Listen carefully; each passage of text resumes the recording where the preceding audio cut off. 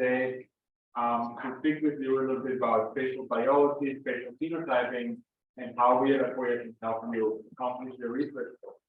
I want to start with a poster that we have presented earlier this year at the American Association for Cancer Research meeting in New Orleans.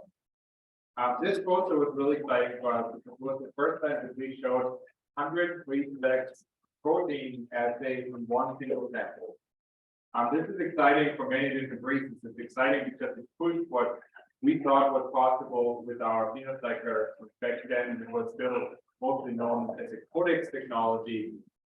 Beyond of what we thought was possible. It was really sort of our challenge to ourselves. Can we go beyond 100? And we made it. But it's also exciting because we were able to see a lot of the lessons that that are postulated in the Hallmarks of Cancer, and we were able to actually see all that in the people that we were studying.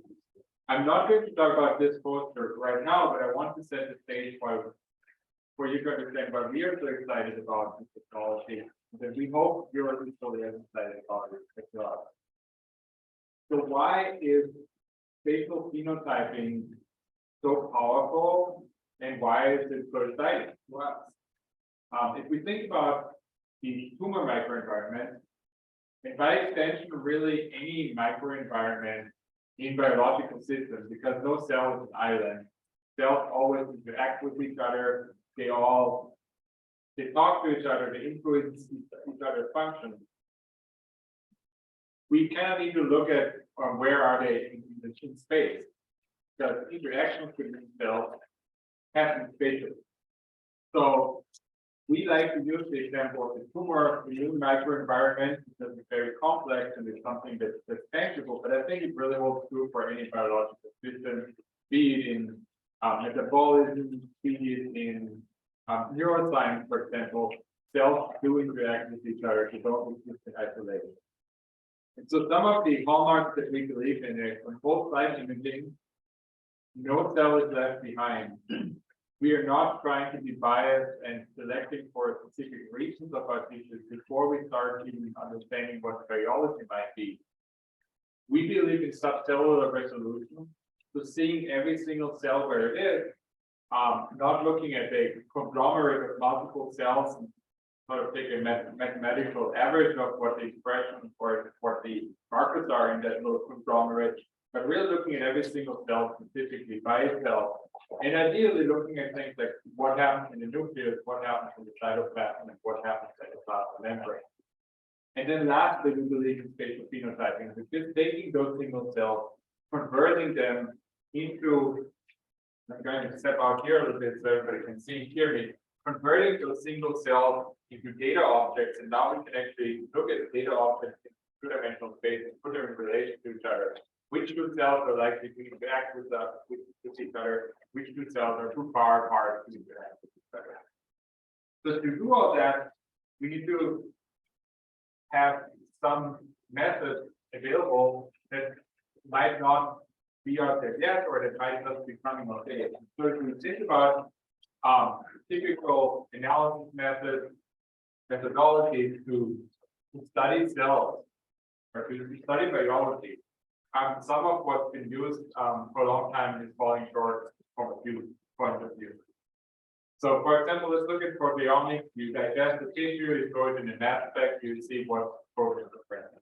You get a lot of information, many different unique proteins and fragments, but what you usually don't get is the single cell spatial common factor of the whole equation. When we think about next generation sequencing, it's a similar story. We get a ton of information, very quantitative information, but we don't know which cells that it comes from. Single cell analysis helps us looking at single cells and gives us again a lot of information. But again, we're looking at the spatial component. Same with flow cytometry. We can identify a lot of cells, but very often it's not just the presence of the cell, it's actually the spatial component of where the cell is in relation to the neighbor that is what helps in disease. And then on the other side of the coin, we have conventional immunohistochemistry, which in pathology labs is used as the gold standard to make therapeutic decisions. it's a powerful tool because we can see every single cell. But we have to make a sacrifice in the amount of targets that we can allocate. Immunohistochemistry, you can probably see 1 or 2 targets, maybe 3. And so what we really believe in at Akoya is combining those things, seeing a large number of targets, but retaining the spatial context. That's where spatial phenotyping comes in, because that'll evidently help us understand the biomarkers in the tissue context, helps us understand how cells interact with each other. Another thing that I think is being discussed a lot is predictive value of certain analytic methods when it comes to predicting who, as a patient, will respond to certain therapy. And there's this great study from 2019 that was published in JAMA Oncology that talked about they also did a meta-analysis of many studies that looked at predictive potential of some of the methods that are being used. The methods that typically the authors were focusing on was standard immunohistochemistry for PD-L1, which is very often used to inform therapeutic decisions for immunotherapy patients. RNA expression profiling, so gene expression profiling, next generation sequencing to study tumor mutational burden, and the last method they studied was protein spatial phenotyping. And protein spatial phenotyping is sort of a second layer to standard immunohistochemistry, has been looking not just at one marker at a time, but combining multiple markers, looking at them spatially. And if we look at the chart here on the screen, we can see the top left of the chart that we will start as ideal biomarker. So the ideal biomarker would be a biomarker with an area under the curve of 1.0. I doubt it will really ever happen, but we want to get as close to that value as possible. And so the methods that were studied usually had an area under the curve of around 0.7. The only method that had an area under the curve higher than that was protein spatial phenotyping, with almost 0.8, 0.9. So that really shows that combining that, adding that spatial layer, combining multiple biomarkers, really helps people make more informed decisions and helps getting therapy to the people who would actually benefit from it, without giving it to people who just wouldn't benefit from it, unfortunately. So I think this study really shows, again, the power of spatial elements, of the spatial component added to traditional phenotyping. When you look at our website, you will probably notice that we call ourselves the spatial biology company, because we really believe in anything spatial. So what I told you before is we believe in single cell imaging, we believe in as many markers as possible on one sample, and we believe that putting single cells into the spatial context. And so we have this application part, as we call it, with 5 pillars. The first pillar is simple phenotyping. It's essentially identifying what cell is there. So is it a T cell, is it a B cell, is it a cancer cell? The second pillar is rare cell discovery. So that can be literally the needle in the haystack. So 0.1% of your entire sample could be a specific, very rare cell type.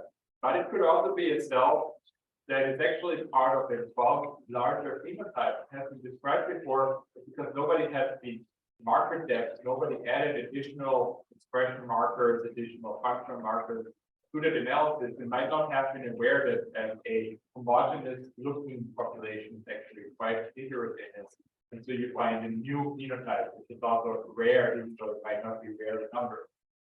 The spatial functional state describes what cells are doing.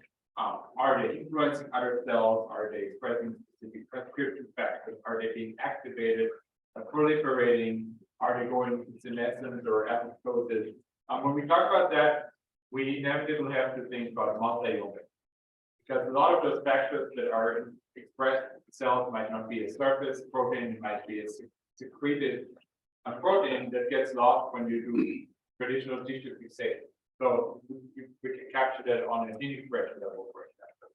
This is something I'm really excited about, that we at Akoya are really passionate about, and we'll be bringing multi-omics on the same platform, make that available to the community late this early next year. One pillar, fourth pillar of this market, I'm personally super excited about and very passionate about a spatial neighborhood. I like to explain it with a very simple example. When we think about yourself, you're sitting here, you're at work today, you're a phenotype of a human, if you can sort of translate biology into human society. When you go home tonight, or when you go out with friends to a bar, you're the same phenotype, you're the same person, but you're in a different spatial neighborhood, in a different environment. Your role might be very different. You may go to the bowling alley, you're the bowling star, you're in the lab here, you're a researcher. So you're the same person, your identity doesn't change, but your functional role changes depending on the environment. So that's true for cells as well. Depending on which spatial environment, spatial neighborhood cells are in, they have a quite different function, even though on the surface they may look indistinguishable from another cell that's 100 microns further down the road. And the last column or last pillar of that arc is spatial signatures. That brings us a little bit in the clinical realm, where we're really trying to find correlations between spatial organization patterns, proximity patterns, cell densities that may inform therapeutic outcomes in the future. And part of our company does very strongly believe and has formed a group that works on the clinical endeavors as well. Everything I'm presenting you today is a research use only, but just wanted to point out there are people that are working on spatial signatures. I think it's going to be a really big advancement in the field in the future, and many people are working on that. So where are we now? In 2022, we at Akoya, we really try to have solutions for any type of user, any target, and any scale. They all have one thing in common. Every single cell is being seen and multiplied. I think those are the two sort of takeaways that I want to give to you on your way today. Single cell multiplied, multiplexing. Multiplexing can mean anything from 7-color oval fluorescence. If you work with multispectral imaging in the past, you might know the vector instruments or Perkin Elmer. Those are actually part of our technology stack now. But we can go all the way to 100-plex on our PhenoCycler Fusion platform. And today I'm going to focus on that platform. I think that's really where it's most exciting and where most innovation is going into, and where we'll see advancements such as same platform, things like multi-omics as well. The PhenoCycler Fusion, as the name suggests, is the fusion of two workflows. So we took a technology called CODEX that was founded by Gary Nolan at Stanford University, and we combined it with our imaging expertise that we put in the Perkin Elmer site. And so it's a bundle implemented from this of a fluidic delivery system, which would be, if I can actually turn on the laser pointer here, which would be this fluidic delivery system here on the left, and then with an imaging device that helps us actually image the detection of targets on our tissue, which is the PhenoCycler Fusion on the right. So together they make up the PhenoCycler Fusion instrument. So with this, we really try to bring rapid whole imaging unbiased discovery to your labs. We reworked the way that the imaging is done. So if you've heard about the CODEX technology in the past, which is the foundation of that, it was on specific cover slips. Not everybody has the luxury to cut tissue on those cover slips because we don't have the block, we don't have the facilities. You work with a collaborator who doesn't want to give you the block, but they will give you slides. And so now we really work hard, listen to, it's probably the biggest complaint of our 1.0 user base. We want it on slides. So we worked really hard to bring that to slides. And so now we're really excited because you can use slides that you already have sitting in your lab. That could be fresh frozen tissue, that could be FFPE tissue. You can slide the section of the tissue and run it the next day. Or you can use the slide that 10 years old. We reworked the data size. Lots of people out there say, oh, we have such big data that they're terabytes in size. We really try to be very cognizant of IP requirements, and our data sets are around 5 to 10 gigabytes in size. And we added flexibility. So this was built on the CODEX technology from Stanford University, but also our imaging expertise. So with the PhenoCycler Fusion, we can do both high parameter, 50, 60, 70, up to 100 plex experiments on one tissue, but you can also run high throughput, low plex assays with the Opal flow that some of you might know or be familiar with on the same platform. So it's two systems in one box, so to speak. So what is the PhenoCycler Fusion? It's not just an instrument, it's actually an entire workflow. It starts with staining your tissue, imaging what you have stained, and then analyzing it. Those three elements are really intertwined to make sure you succeed and you get data quickly and get high quality data. So in a nutshell, the hands-on or the experimental workflow is a two-step process. You have the tissue on a slide. The tissue can be prepared with standard histology workflows. Antigen retrieval can be done on manually or on an automated antigen retrieval system like one, for example. You would then stain your tissue with your entire panel of antibodies at once. So how can we do that? Each of the antibodies, and in the future also each of the RNA probes, will be tagged with an oligonucleotide.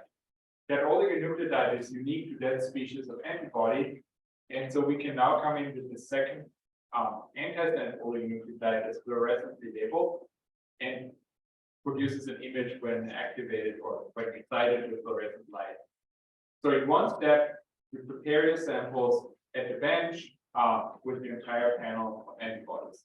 You can do that in a batch, so you can stain multiple samples at a time. You can store the samples that you're not running at that very moment at 4 degrees in the refrigerator and buffer. Then you start running this. And during each cycle, you can picture you have antibody with an oligo, you have a second oligo that's complementary with the dye, those hybridize to each other.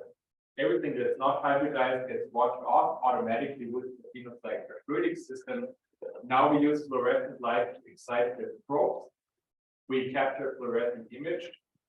On the fly, we start assembling that image while we encourage the two oligos to dehybridize again. So now the oligos that are fluorescently conjugated are back in solution and are being washed off. Now we can do the same thing repeated again with 3 new oligos, which have the same colors as before, but because it's a new cycle, they're representative of the different biomarkers. So we repeat it over and over again. And I like to use an example of a 30 biomarker panel. It's a nice even number. You would have to use 10 cycles. The beauty of that is once you load the sample, you start the program, you walk away.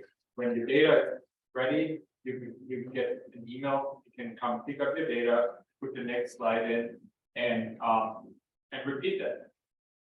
So it's very hands-on. So the really complicated part of the workflow is being automated for you. This whole process takes place in a flow cell. The flow cell is really sort of the secret component or the main component, the unique component of the system that allows us to load reporters, buffers, remove reporters, do all the fluidics directly in the system while the slide is actually on the microscope stage. We have about 600 millimeters square of real estate that you can work with. That is enough to house one big piece of tissue, multiple smaller pieces of tissue, or even a tissue microarray. So there's a setting in the software specifically to use to detect tissue microarrays because those are those round tumor cores, tissue cores. The detection is a little different. So just tell the software it's a TMA, and it will detect it for you, and every single core will be its unique samples. The fluidics chamber is housed in a flow cell carrier, which is this carrier here, you can see it's connected with tubing to the police deliver system, and that carrier goes directly onto the stage of the microscope. And so on that microscope stage, what happens is we take a flying overview of the sample. We make sure we don't scan more than is needed. So I say we do whole slide scanning, but we don't want to scan the whole slide if you only have a small piece of tissue. So we detect the tissue for you, scan what's there. This is the time component. We don't want to scan more. We don't want to save more data than needed. We adjust the focus. We create a focal map. So that means you can sort of picture one of those relief maps from geography, topography. We create a relief map of the focal points in the tissue. Then we use that map to focus the stage, to move the stage up and down during imaging. So everything's always in focus, and between every cycle, we recheck for that focus, and if it has drifted, we compensate for that accordingly. So this gives us really high quality data. And we'll talk about analysis in a few slides. You will understand how important it is to have the high quality imaging data, because that's essential to extract useful information, valuable information. So just to sort of sum up, with the PhenoCycler Fusion, you get now access to various slide formats. It's a flexible solution, but what I also want to stress is future-proof. So the system of today is already the platform of tomorrow, where all our RNA efforts are going to be available. So the only thing that will be changing when we upscale from protein only to protein and RNA is the chemistry, but the workflow, the instrument, flow cell, the scanner, it's the same platform. There's no changes needed for that. So it's really future-proof. In terms of timing, I'd like to present a little example where we have measured different tissue sizes with different marker depths. So what's really interesting is that red blob is sort of the sweet spot that I've seen people do the most. Even though you have 600 millimeters square available, people usually don't put the tissue that big on the slide. Very often it's about 200 millimeters square. Very often the users limit themselves to 30, 40 markers, not because it's not possible to do more, but because they, at that stage, aren't sure what else to add to their panel. So, just lost my slide. So, if you think about 200 millimeters square, a 36 marker panel would take about between 15 and 20 hours for a slide. So in the future, we'll bring two slides in the same system, so you will have the time. So you will actually be able to do two slides at the same time. And we anticipate to limit the time even further. So just a little idea of timings. You get 36 biomarkers, which is a lot of data information. So here's an example that we tested in our applications lab. We looked at a 30 marker panel on a piece of tissue. We batch stained 8 slides on Monday. We started branching out one by one. By the end of the week on Friday, we actually have data sets for 8 slides. We now can go home on the weekend, for example, analyze 8 slides with 30 markers each. That could be 2 groups with 4 slides, it could be 4 groups with 2 slides, or even different combinations. So gone are the days where we use the CODEX technology. You maybe had 1 slide ready by the end of the week. So I think it's a really tremendous speed and throughput improvement. And now I want to show you some of the examples of what people have actually been doing with technology. So I've been stressing high quality imaging data. I think imaging data is really important to be seen. It's not a computer generated image, it's actually an image that is there. So we can go back if something doesn't check out, look at the image, make sure that maybe it's a fold, maybe it's a hair, maybe it's a bubble, and we can exclude it from our analysis. But here is an example of a lung cancer tissue microarray from Uppsala University in Sweden, who has donated this image to us. We use the PhenoCycler technology to probe different conditions and different patients of lung cancer. I would like to invite you all to check out our website at akoyabio.com/fusion, we have a few data sets. One of the data sets is a 30-plex human tonsil tissue. We use tonsil a lot to validate immune markers because, as we all know, tonsil is rich with most of the immune cells that are out there. So it's a really good, very recognizable piece of tissue. So we have this data set on our website where you can look at different combinations of markers. Those would be structural markers, immune markers, proliferation markers. With one data set, you can tell multiple biological stories. Another data set we also have online is this head and neck cancer data set, which is super exciting. That tissue was donated to us by Aruda Kulasinghe from University of Queensland in Australia. He's a really fun guy who does a lot of spatial proteomics, spatial transcriptomics. He really dives deep in this, almost like an evangelist for spatial biology. And so we have this head and neck cancer tissue on there, which I'm actually going to talk about in a bit. I said earlier that spatial is not only relevant for the tumor microenvironment, it's relevant for all kinds of different questions where cells come together. So this is an example that's also available on our website of a prefrontal cortex of the Alzheimer's disease brain. So quite a different question. It's not cancer. It's not really a tumor microenvironment, but it's a brain with inflammation, with deposits of amyloid plaques, very different application, but really beautiful data as well. But to bring you in full circle, I want to talk about why do we believe so strongly in whole slide analysis? Why don't we just compromise, make this whole thing a little faster by using just regions of interest? So how many regions of interest are really enough to capture the heterogeneity of the tissue, to find those needles in the haystack, not miss cells that might be responsible for driving our biology? Is it 1? Is it 3, 2, 3, 6, 9, or maybe 15? I don't know.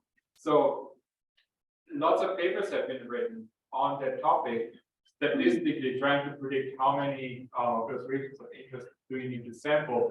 But I think the answer is not really that easy, because what happens if your cell population of interest is between the regions of interest? What if that rare cell that drives your disease is between those regions of interest?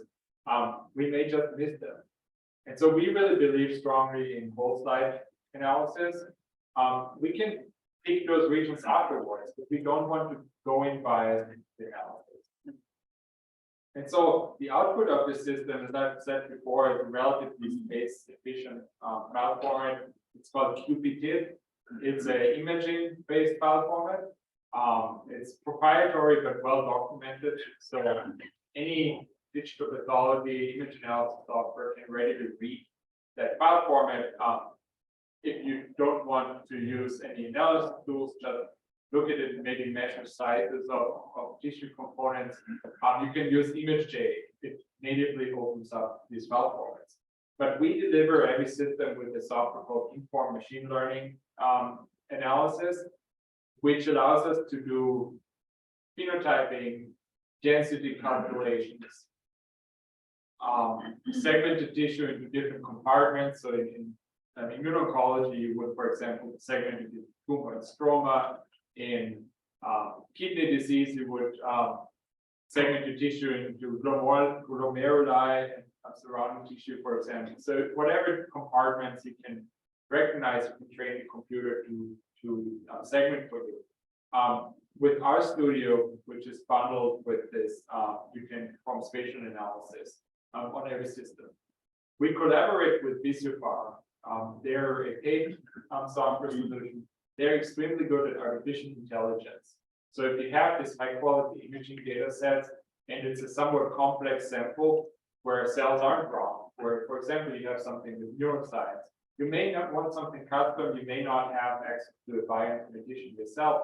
Visiopharm is really, really good at that. We do have open source tools based on QPath. QPath is really available on the digital pathology suite, where we use QPath and CytoMap to phenotype cells, to cluster cells, to form spatial neighborhood analysis. All of that can be done also with these solutions. And then there are others out there, other imaging analysis companies, as well as custom scripts. Some people use MATLAB, some people use scripts based on RStudio and Seurat. So because it is such an open file format, the sky is really the limit, and you can go so many different directions. A typical workflow for analysis would start with data processing, which is now done directly in our workflow. So when you get your image, it's already been processed. The next step, and I think that's probably the most essential step, is segmentation of cells. So that converts the available imaging data into objects, into a matrix of cells. Every cell has a unique ID. Every cell has X and Y coordinates for spatial analysis. And then it has expression intensities for all the markers and in the future RNAs that are being studied on that system. So now you have this matrix with cells. You can plug that into many different computational algorithms. And something that we have started doing more or less as a standard in our lab, for example, is clustering. Clustering is completely unbiased. You basically take all your cells, you ignore the spatial component, and you look at expression of every marker, and then you sort it into buckets of similar cells. And once you have those buckets of similar cells, you can actually look in those buckets. You can see, oh, this is a cell that's highly positive for CD8, not much else. That is probably my CD8 positive cytotoxic T cell. So you can annotate it based on the knowledge of biology, based on the literature, and create those phenotypes based on clusters. It's completely unbiased because you don't tell the software beforehand what phenotypes to expect. Now we have this phenotype, so we can go back, we add back in the spatial component. We never discarded it, we just ignored it for the clustering. Now we can actually see where are those cells in spatial in space. And it's really interesting because now instead of looking at, oh, they're red, green, yellow, blue, orange cells, they're actually phenotype cells and how they interact with each other. These phenotypes, these subclasses also give us the opportunity to look at impact. Something we do in our lab routinely is a quality control. There was a question back there. Yeah, just your earlier slide. What's the quality control for the segmentation? Yeah, that's a really good question. So quality control for segmentation is usually done visually. Segmentation very frequently, when you start with the project, you have never looked at this type of tissue before. You probably have to go through iterative steps of segmentation. So you would use one algorithm to see, okay, it under segments maybe 10% of cells. So that means that a cell that is actually 2 cells shows up as 1 cell on the graph, or a cell that's too weak shows up as no cell. So you would go back, change the iterative segmentation until you get to the point where you were 95, 99, however many percent accurate as you're expecting. So you mean you visualize and you just look at the segmentation result by eye and then change the. Yeah, there's different ways. So one way is visually. I think that's the first step.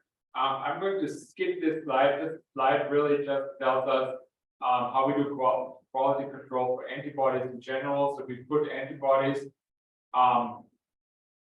We visualize antibodies that are not expected to be targeting proteins that are expressed on the same cell. And then we look at neighboring cells and look at overlap. But one thing that can also tell us about segmentation more computationally is a correlation matrix. The correlation matrix basically puts the same markers on the X and Y axis, and then looks at the correlation of which marker is expressed on the same cell. And so in the center diagonal line on this graph, on this correlation matrix, is dark red because it's where it's the same markers, and evidently the same marker is expressed on the same cell. But then 2 different markers, if the biology allows it, can be expressed in the same cell. For example, CD3 and CD8 can be expressed in the same cell very frequently. However, a CD45 will probably not be expressed on a standard tumor cell, for example. So we would look at, are there overlaps of markers that cannot really exist based on the biology, based on our knowledge of biology. And when you have that, you can go back in segmentation. You can look at that cell and say, okay, this cell is actually two cells that are different, but it shows up as one cell because the segmentation failed. And that's how you can verify the segmentation works well. So I hope that helped answer your question to some degree. Does the software do that for you, or do you have to do it yourself? When you develop an assay for a new type of tissue, a new scientific question, there is some hands-on development required. Software cannot yet predict all different scenarios, so you would have to do some manual development. Once that's done, you can trust your workflow, and you'll probably be able to see it on these heat maps right away. But there is a manual component involved. It's a very big data.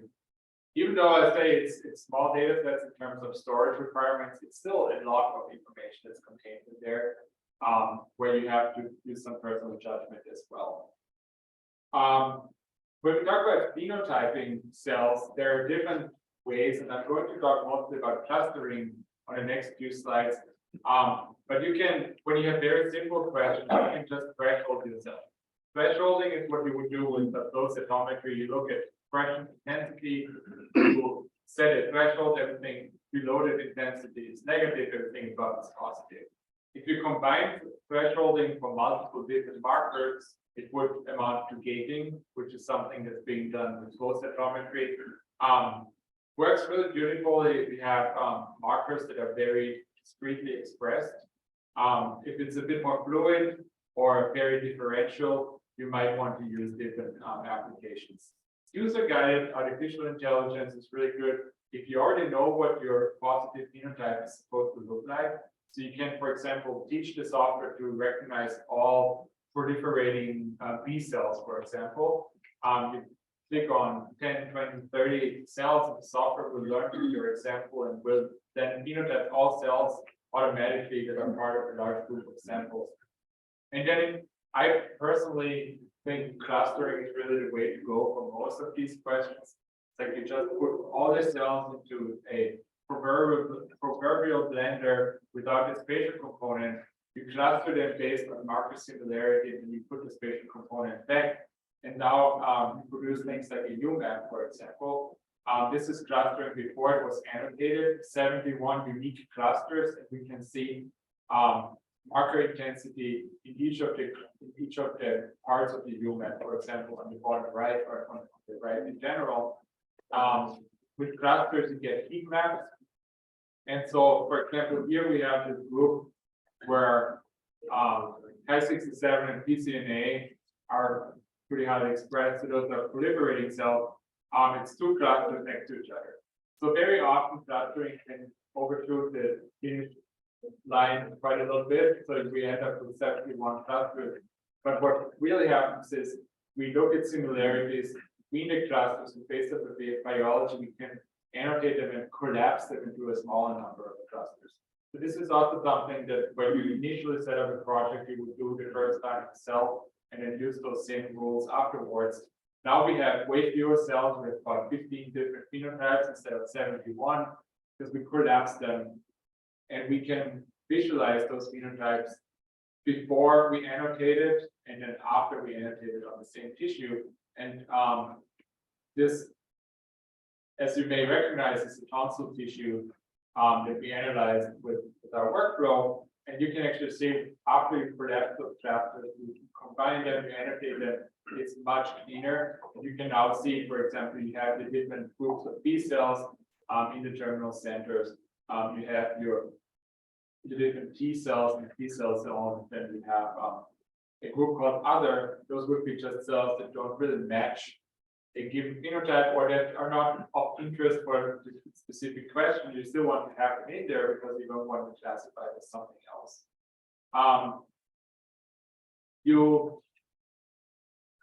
now get quantitative data as well, so you can express cells in absolute numbers, you can express cells in percentage numbers, and because every cell is a point on the data set now instead of just an image, we can do spatial neighborhood analysis. Spatial neighborhood analysis is really powerful. Instead of looking at a single cell just by itself and counting all CD8 T cells, for example, what people do is they look at a cell and they look at the 10 nearest neighbors of that cell. And that's sort of one spatial miniature spatial neighborhood.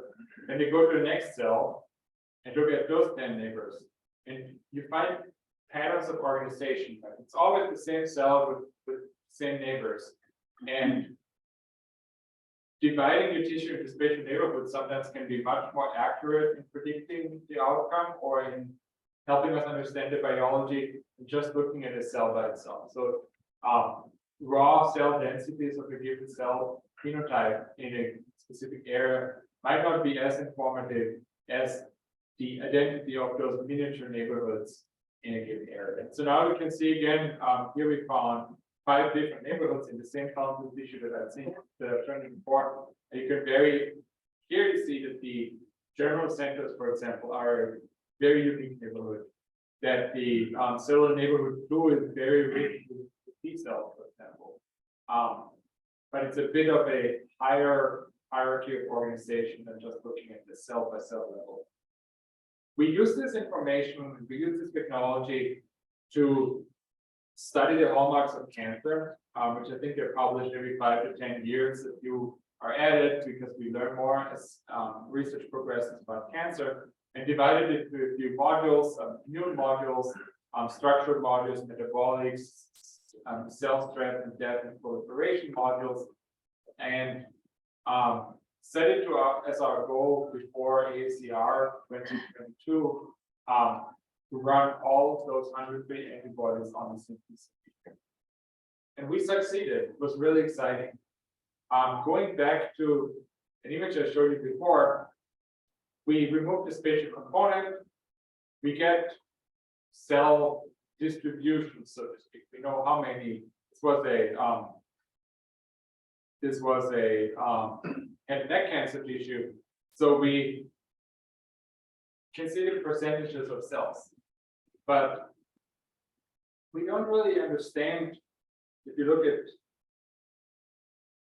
this UMAP here, we don't understand where those cells are in space. So we need to add the spatial component back in, and the animation will work. So now we can actually look at where are those cells, and we can see, for example, this is head and neck cancer. We see there's a piece of tonsil, for example.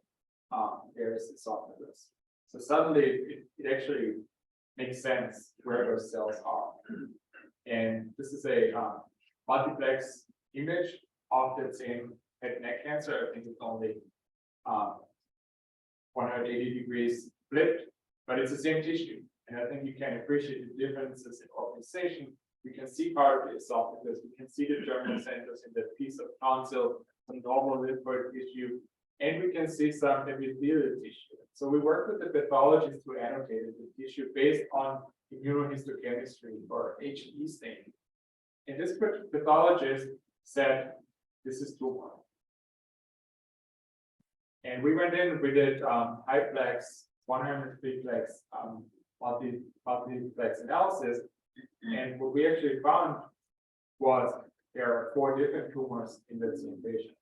So there's the tumor that was identified based on immunohistochemistry or histology, but then we also found tumor 2, a tumor 1, and a tumor 3 that weren't really obviously seen by the pathologist. So it really shows us that adding more markers can really help us learn more about the biology that we see. And it shows us that within the same patient, we actually have 4 different tumors whose expression patterns are quite different, especially tumor 4, for example, which is the one that was correctly identified as tumor, has a unique expression profile as compared to the other features. You can see here, for example, CD68, a macrophage marker. The tumor 4 is actually really rich with macrophages. So there's probably a lot of active immune fighting happening where the tumor is being attacked, hopefully regresses. You can see it, look at the CD8 T cells. Again, tumor 4 is very hot with those CD8 T cells, whereas tumor 3 is almost devoid of that. And if you look more closely, looking at that, at the distribution of immune cells, macrophages and T cells, we can see that it's again in close up. Tumor 4 is the hottest, tumor 2 is somewhat infiltrated by the immune system. Tumor 3 is relatively inactive. And then if you look at G6PD, which is one of the initial enzymes in the, I think, pentose carbohydrate fuel utilization pathway, you can see that tumor 3 actually has a lot of that enzyme expressed, which means it can actively escape starvation and use alternative fuel sources and be very active, whereas the other 3 types of tumors seem to not have much of that enzyme expressed. So one patient, but highly heterogeneous. And so lastly, I want to give you just a very quick sneak peek on our efforts that we're currently leading with RNA on the same platform. So you can see we analyzed 0 sections of the same tissue with protein only, with RNA only, and with RNA and protein on the same slide. This is something that we'll be talking about in the next couple of months more. It will be available as a product to the general public soon. I just wanted to show you that it is possible to use this technology to not only study proteins, but also study things that might not be captured readily with proteins, that might much better be captured with on a transcriptome level. For example, expression of soluble cytokines, which usually get washed out when you fix the tissue for immunohistochemistry, for example.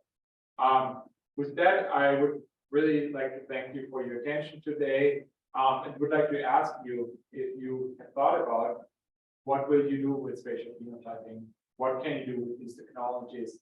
And I encourage any questions. I'm going to see if I can also see the questions that are coming through Zoom. And looking forward to the rest of the conversation. Thank you.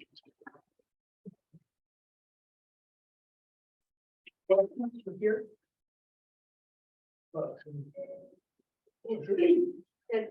And for the antibody for the protein and the RNA, do you use the same antibodies for both?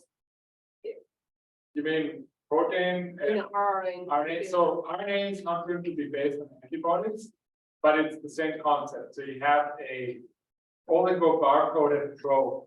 So in the case of protein, the probe is an antibody. In the case of RNA, it would be a complementary RNA. Something that's similar to RNA spoke, for example.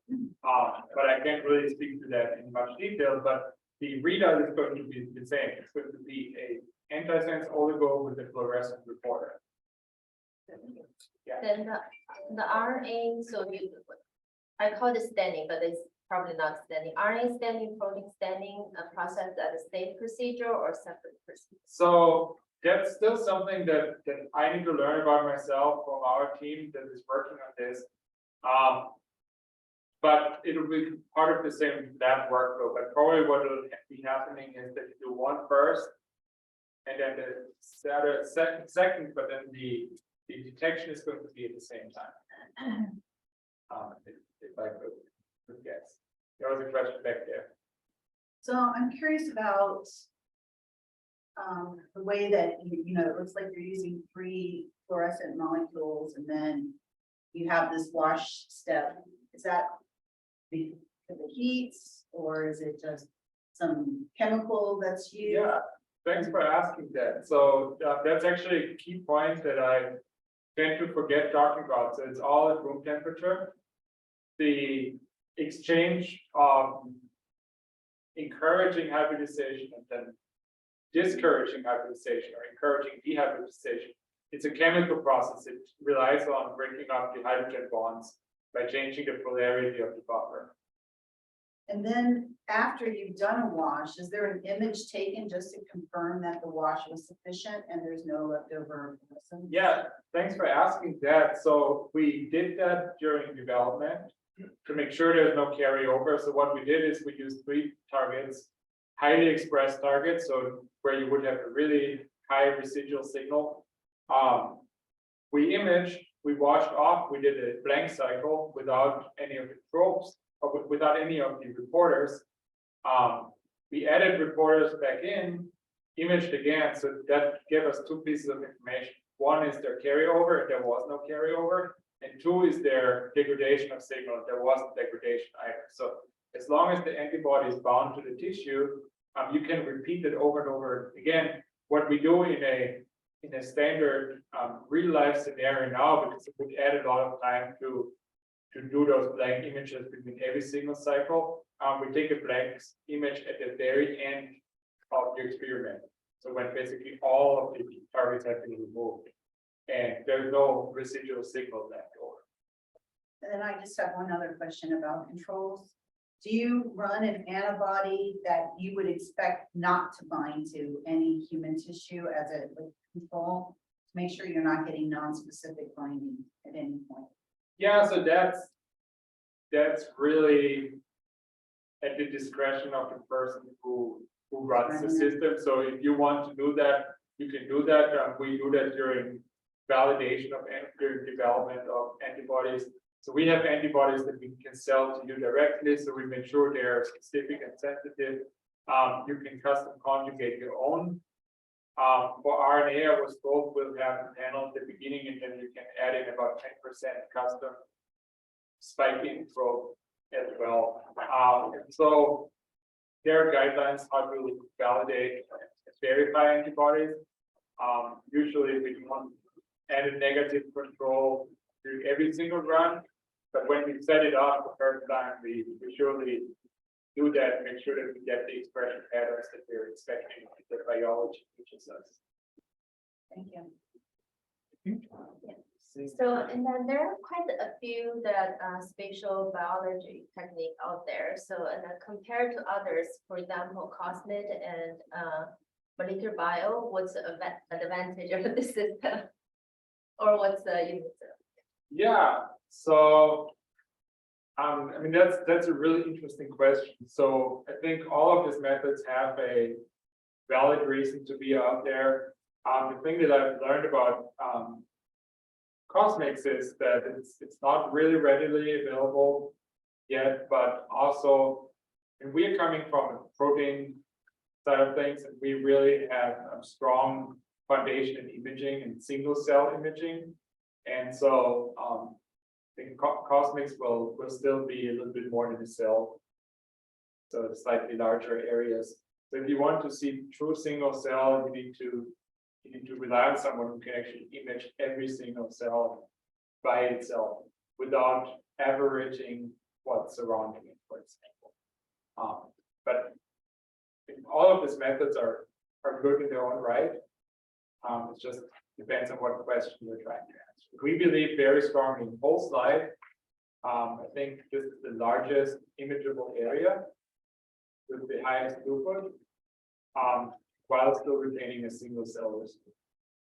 Just from your presentation, I think that one of the advantages to your system is that you have these different wash cycles so that you can test multiple different antibodies without being concerned about fluorescence leakage. So it's not like spatial or not spatial, but spectral analysis, or where you're having like green exciting, some other kind of color if you have multiple antibodies. So I think that's like one of the really interesting advantages to your system. Thanks for pointing that out. So we selected 3 colors specifically, so they are far enough apart. We do have another system which does multispectral analysis. It works really well, but that one relies on opal fluorophores. So you have to do a lot of the staining before, and then you can crank out a lot of samples. And what a lot of people actually do is they use the PhenoCycler technology, or they use some other complementary technologies and start narrowing down what are their 6 most important markers for their study. And then they go back to our PhenoImager system, which uses opal fluorophores to go high throughput. Then you have those concerns that you said with spectral leakage. It's something that happens on a standard microscope. With the PhenoImager, we can spectrally unmix, but you need to create libraries, so basically unmixing fingerprints before. So it's not everybody's favorite, but it's really powerful if you do it right. Is the spectral system more expensive too? Well, Does one the thing that's microscope- actually really fun, and I can put it on the next slide. So we have the PhenoCycler Fusion, which actually consists of the PhenoCycler and the PhenoImager Fusion. And the PhenoImager Fusion by itself can do spectral unmixing. So it's not necessarily more expensive. It's actually one component, and it can run as a standalone component for H&E, immunohistochemistry as well. So that's what I said, it's a flexible system with two workflows. One. But everything I showed you today uses 3 fluorophores at a time, and then cyclical imaging. I have a quick question I could ask. Yeah. You showed a lot of human samples. What other reagents are possible? We have here validated antibodies from mice, Yeah, mouse tissue. excellent question. Thanks so much. So we started out from a human point of view, but we acknowledge that mouse is very, very important research topic as a model system. So for mouse, we have validated targets. Interestingly, what antibody companies have available for mouse is mostly validated for fresh frozen tissue. So for human, we are more in the direction of FFPE, formalin fixed, paraffin embedded. For mouse, it's sort of the opposite. I'm not saying that it doesn't work with FFPE mouse, but we have more content and more success with fresh frozen. We also have really good success stories with customers who came to us for proof of concept on non-human primate. We essentially treat non-human primate the same way as human, and there's about 80% cross-reactivity with these antibodies, so we are very successful there. And then mouse, the same thing goes for rat. So if we want to study rat, it would also be fresh frozen preferred over formalin fixed. Do you need to sort of validate the conditions for hybridization of each tissue, each tumor type? It's a pretty standard procedure process. With this technology, it's much more easily scalable across different tissue types.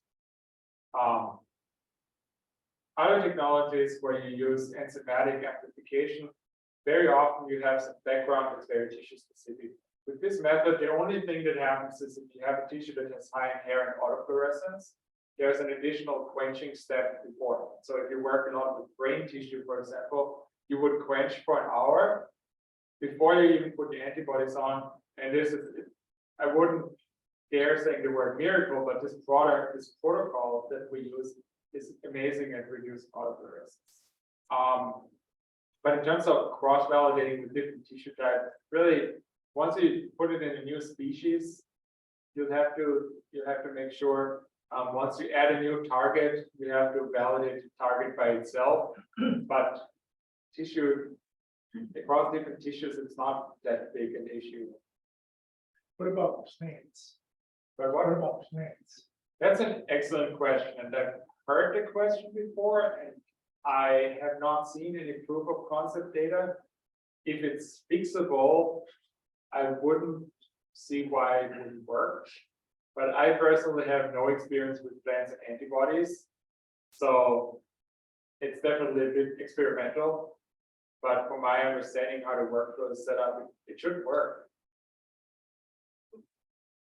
Last question. For the clustering step, currently, and that is only depends on the single cell. I mean, not is same to the single cell clustering, or your method can borrow the spatial information into the clustering step and then do a better clustering. This thinking the method you are using now. Adding the spatial component into the clustering to me seems a bit counterproductive, because then you create clusters that are based on where cells are.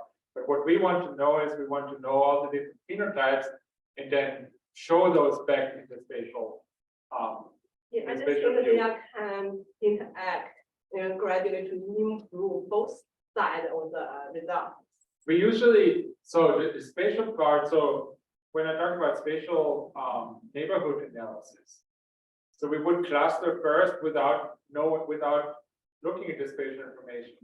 But then we look at the spatial information in the next step. And we look at what clusters are frequently found together, for example.